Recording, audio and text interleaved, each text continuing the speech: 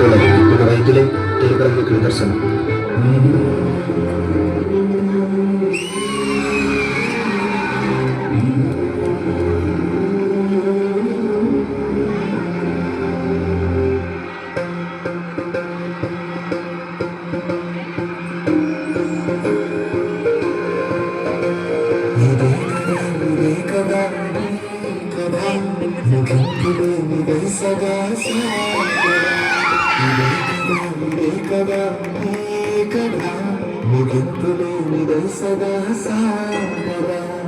కంటి రత్నం చుర మనస్సు నిండి పొంగిన నీటి బిందువే కదా బతుకుతున్న సంపద ఒక్కొక్క జ్ఞాపకానికి వందేళ్ల ఆయువుందిగా.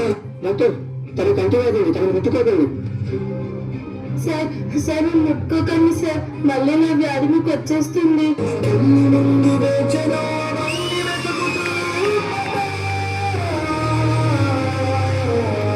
వైద్యం అంటే ఒక వృత్తిగా కాకుండా మనుషుల్ని బ్రతికించే ఒక మహాశక్తిగా ప్రజలకు సేవ చేసేవాడు వైద్యుడు.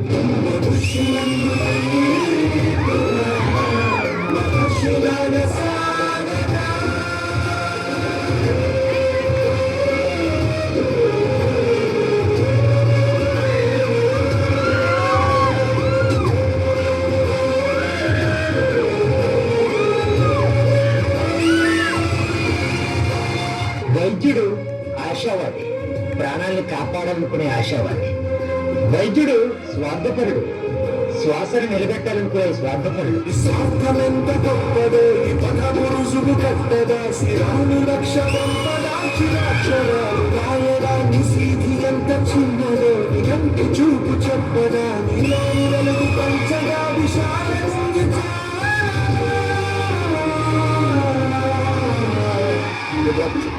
If you mix this virus in your medicines, I will offer you a huge money. రే, నీకు ఎలా కనిపిస్తున్నాను రా? మా దేశంలో ప్రతి వైద్యం ఒక దేవుళ్ళ చూస్తారు. అలాంటిది డబ్బులు దాచిపడి నా దేశానికి, నా ప్రజలకు ద్రోహం చేయమని ఇది నా కల్లో కూడా జరగదు. ఒక వైద్యుడిగా నా దేశ ప్రజల ప్రాణాలు కాపాడమే నా బాధ్యత.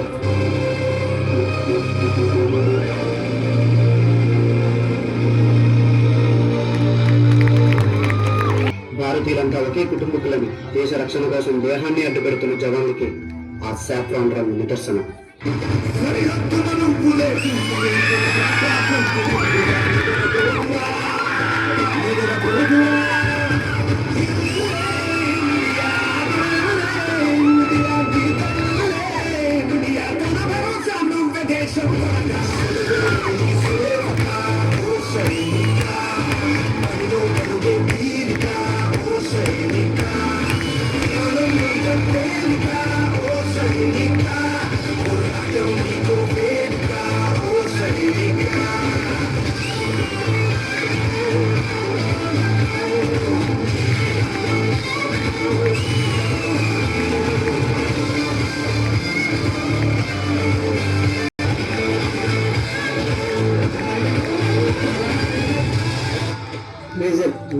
కాల్ వచ్చింది. మీ భార్యకు చాలా సీరియస్ గా ఉందంట. నేను కేవలం నా భార్య గురించి ఆలోచిస్తే ఇక్కడ మన దేశ ప్రజల కోసం, వాళ్ళ ప్రాణాల కోసం ఎవరో ఆలోచిస్తారు.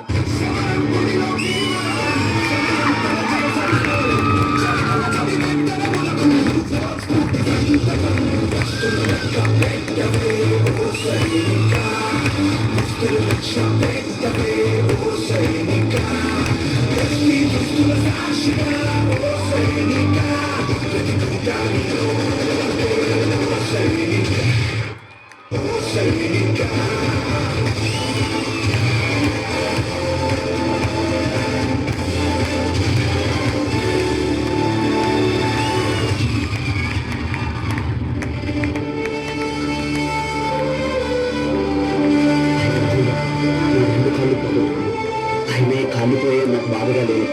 దేశాన్ని కాపాడాలన్న గర్వం నాలో ఉంది.